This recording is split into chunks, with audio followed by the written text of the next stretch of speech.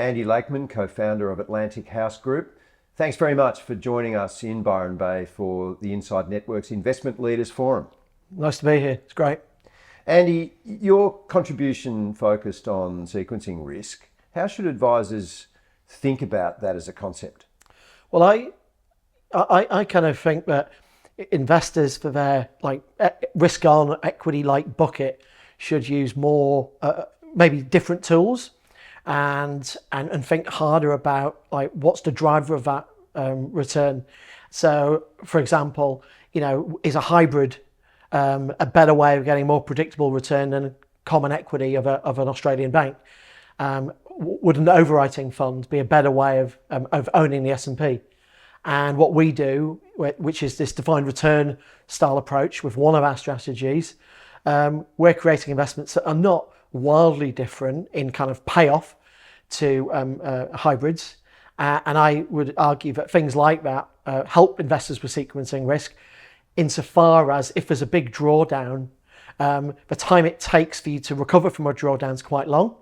And with some of these other assets, like we run in our funds, would just drastically reduce that time it takes to get back to positive territory.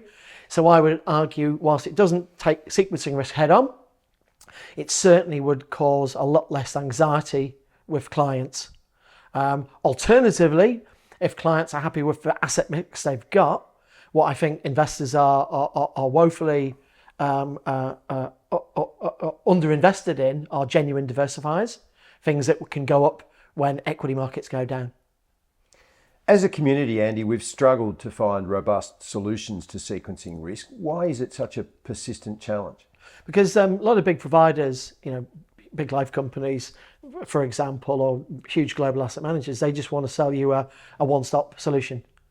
So we've seen these things appear, and for larger, dare I say, more sophisticated clients and their advisors, people aren't just going to stick all their cash, whether it's a superannuation fund or whatever, into one product. And I think it's just simple as that. I worked at one of the big banks, and they built a wonderful tool that could have helped clients, but nobody's going to give all their money to one big bank. What are some of the approaches to avoid the largest drawdowns that markets can provide? Well, it's to think about how you can think of volatility as an asset class. So given most end clients can't buy derivatives, say put options, for example, then owning the VIX ETFs isn't going to work for people for reasons we went through earlier. Investors could look at volatility as an asset class, because if you think about what markets do, markets tend to go up and volatility tends to go down.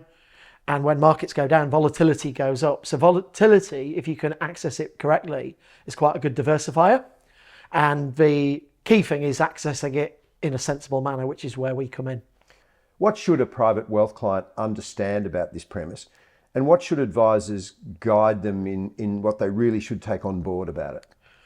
Well, I think what advisors should think about is what's diversification and what's risk just done in a different way.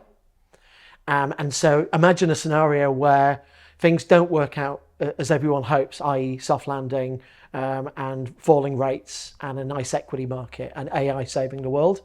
So imagine the opposite of that kind of happens. How will all the things that they've got in their portfolio perform? And is that diversification, or are they different types of ultimate risk? And think hard about that. And when looking at things like that exist in our world, where investors can take on some new, more complicated strategies, it's all about just the education. And our job as providers is to make it clear on what the outcomes are going to be like. And that's from best through to worst. In particular, making sure people know when this strategy works least well. And I think that, as an industry criticism, is something we're bad at, telling people when our strategy will not work. So I think that's what we have to do, so people know when it works and when it doesn't work. What could be the biggest surprises for the market ahead in 2024? The one I previously mentioned, which is, rates stay higher for longer. Aussie rates go up because, they're lagging everywhere else.